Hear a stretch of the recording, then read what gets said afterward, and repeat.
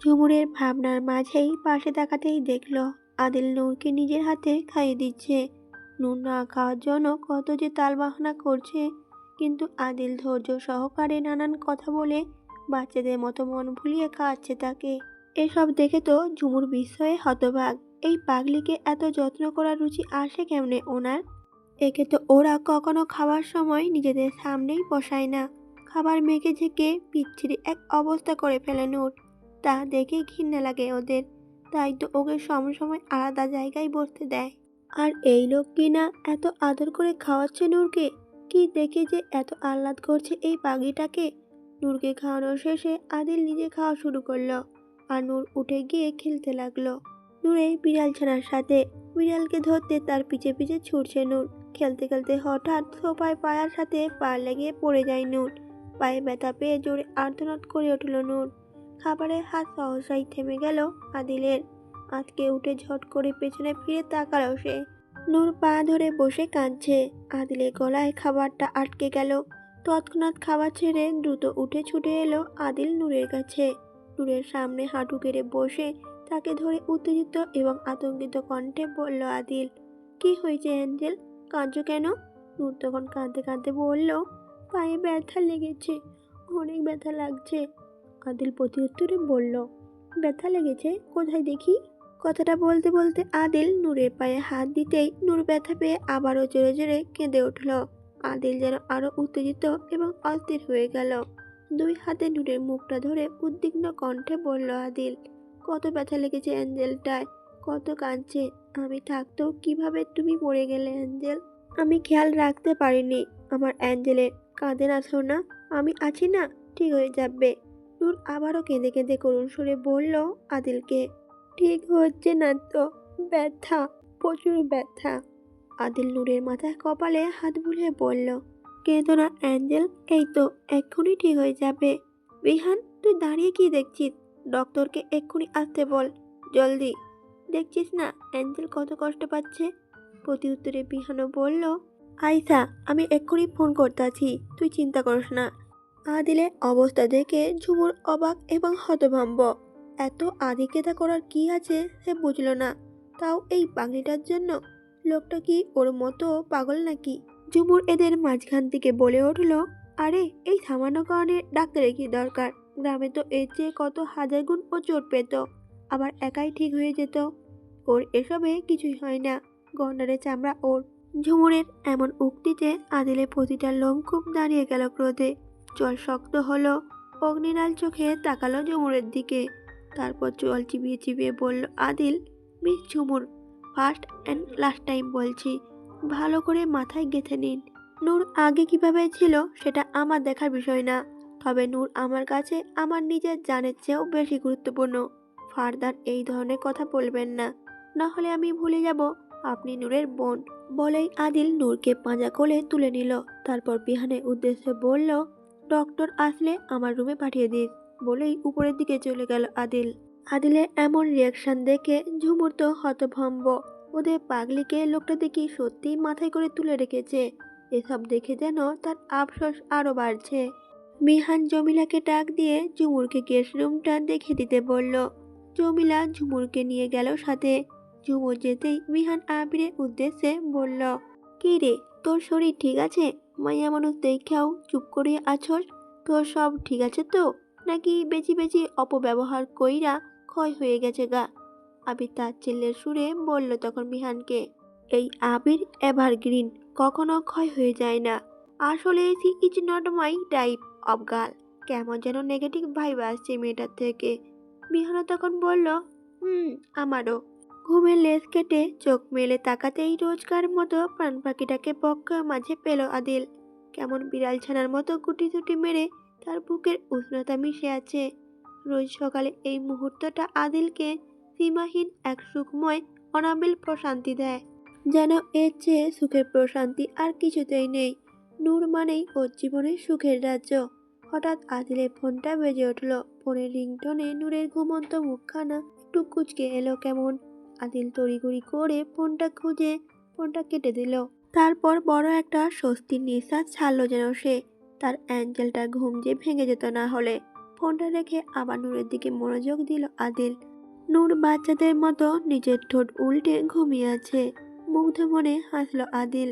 নূরের মুখের উপর পড়ে থাকা এলোমেলো চুলগুলো আঙুলের সাহায্যে কানের পিছনে গুজে দিল। তারপর নিজের মুখটা নামিয়ে পরম ভালোবাসায় অদর ছোঁয়ালো নূরের কপালে। নূরের হাতে মুঠোয় আদিলের টি শার্ট খামচে ধরা। এটাই নূরের অভ্যেস।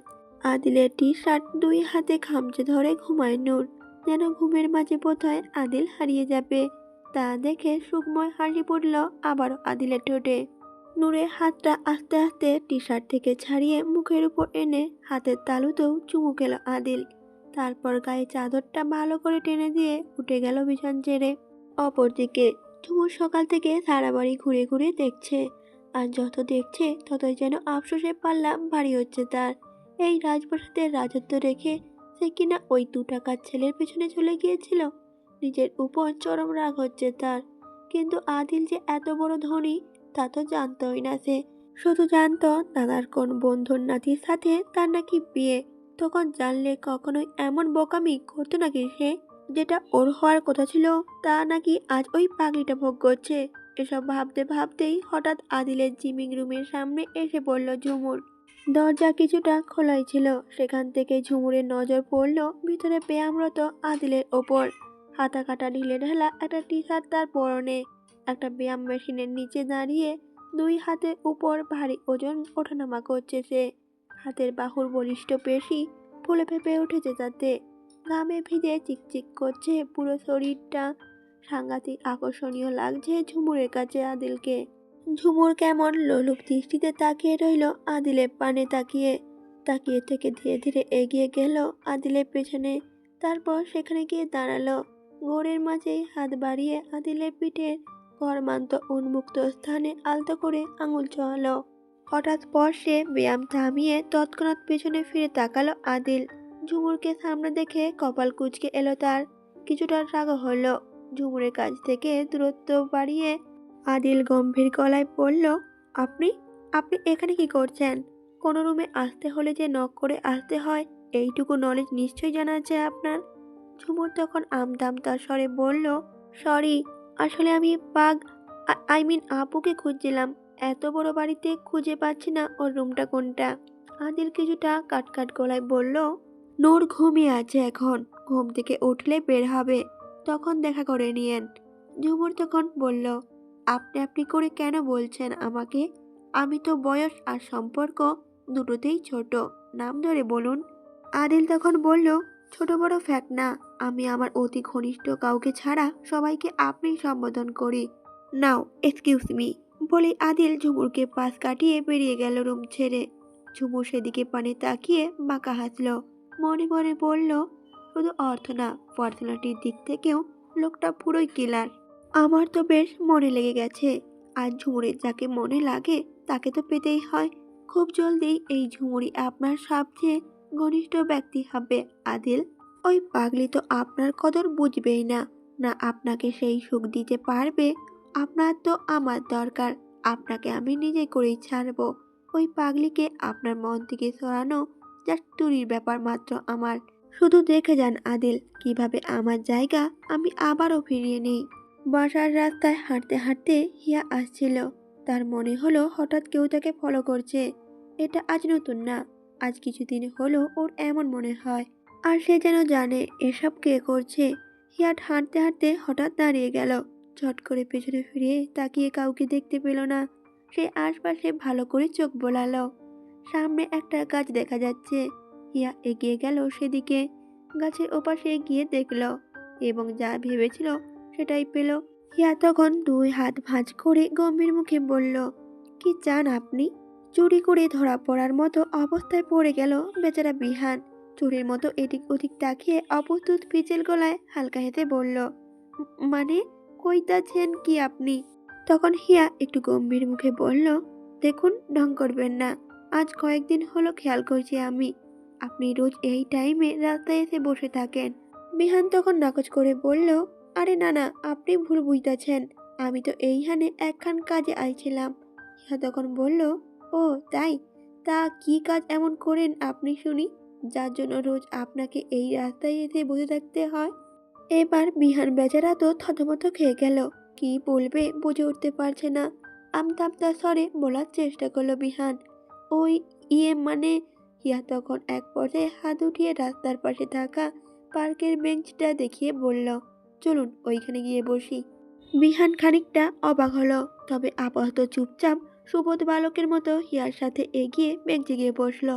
দুজনের মাঝে খানিকটা দূরত্ব বজায় রেখে বসলো তারা। হিয়া তখন বলল, দেখুন, ভাববেন না আমি কিছু বুঝি না। রোজ রোজ এই সময়ে এখানে এসে কেন বসে থাকেন আপনি? এইটুকু বুঝতে না পারার মতো বোকা আমি নই। আমি জানি আপনি রোজ আমার জন্যই আসেন, কিন্তু আপনি ভুল মানুষের পিছনে সময় নষ্ট করছেন। তখন এক পর্যায়ে বিহান হালকা হেসে বলল, সময় নষ্ট করলে করতাছি, এমতে আমার সময় খুব একটা গুরুত্বপূর্ণ নয়। এই তুচ্ছ সময় না হয়ে কারোর লাইগা নষ্টই করলাম, তাতে কি এমন ক্ষতি হলো? সময় নষ্ট কইরা যদি আপনাকে রোজ দেখিবার পারি, তাহলে আমি আমার সব সময় নষ্ট করতে রাজি। হিয়া তখন তার ছেলের সুরে বলল বিহানকে, এসব মন ভোলানো কথা বলা অনেক সহজ। জানিনি বা কি আমার সম্পর্কে আপনি? এখনো তো আমার চেহারাই দেখলেন না আপনি। আমি দেখতে এতটা কুৎসিত যে একবার দেখলে আর দ্বিতীয়বার এমুখ হবেন না আপনি। এসব আবেগ ছুটে পালাবে তখন। বিহান প্রতিউত্তরে তখন বলল, একদমই না, আমি তো আপনার চেহারার মোহে পড়ি নাই। তাহলে আপনি দেখতে কেমন হইলেন সেটা আমার তাতে কিছু যায় আসে না। হিয়া তখন বলল, আচ্ছা, কিছু যায় আসে না? তাহলে আমার চেহারা দেখা ছাড়া আমাকে বিয়ে করতে পারবেন? হিয়ার কথা শুনে বিহান অবাক চোখে তাকালো হিয়ার দিকে। হিয়া তার ছেলের সুরে তখন বলল, কি হলো, হাওয়া বেরিয়ে গেল? সব আবেগ শেষ? শুনুন, এসব আবেগী কথা শুনতে অনেক মধুর শোনায়, কিন্তু বাস্তবতা ভিন্ন। বাস্তবে মানুষ চেহারা, স্ট্যাটাস এইসবই দেখে সম্পর্ক করে। আপনি আমার উপকার করেছিলেন, তাই বলছি আপনি বরং অন্য কারো পেছনে সময় নষ্ট করুন, আর আমার পিছু ছেড়ে দিন। এসব আমার জন্য না। আসি, ভালো থাকবেন। বলে হিয়া উঠতে যাওয়ার জন্য দাঁড়ালো। হঠাৎই বিহান তখন বলে উঠল, অহন কি কাজী অফিস খোলা আছে? হিয়া তখন চকিত নয়নে ফিরে তাকালো বিহানের দিকে। বিহান উঠে দাঁড়িয়ে হিয়ার মুখোমুখি হয়ে দাঁড়ালো। তারপর হাত ঘড়িটায় চোখ বুলিয়ে বলল বিহান, অহন তো কোনো কাজী অফিস খোলা পাইব না। না হলে অহনই শুভ কাজটা সাইরা ফেলতাম। মাগার ব্যাপার না, কাল সকালে তো খুলবো। আপনি সকাল 8:30টায় কাজী অফিসে চলে আসেন। আমি আপনার অপেক্ষায় থাকুম। অহন যাই, কাইল আমার শাদি, অনেক প্রস্তুতি আছে না।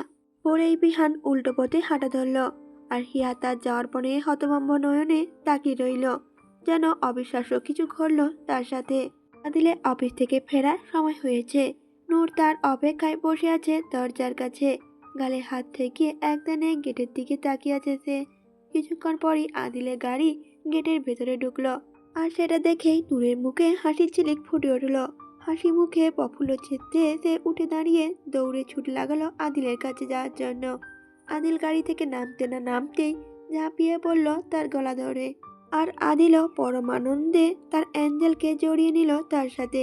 সারাদিনের ক্লান্তি মুহূর্তেই প্রশান্তিতে পরিবর্তন হয়ে যায় তার। বাসায় আসার সাথে সাথে নূরে এভাবে ছুটে এসে ওকে জড়িয়ে ধরাটা বেশ অনাবিল সুখময় আনন্দ দেয় তাকে। আদিল হাসি মুখে নূরকে পেঁচিয়ে উঁচু করে ধরে গোল গোল করে ঘোরাতে লাগলো। আর এদিকে নূরও খিলখিল করে হাসছে যাতে। আর এদের কাণ্ড বাসার ছাদে দাঁড়িয়ে উপর থেকে এসব সবকিছু চোখে পড়ল ঝুমুরের। নূরের প্রতি আদিলের এত ঢং দেখে সত্যিই তার বিরক্ত লাগছে।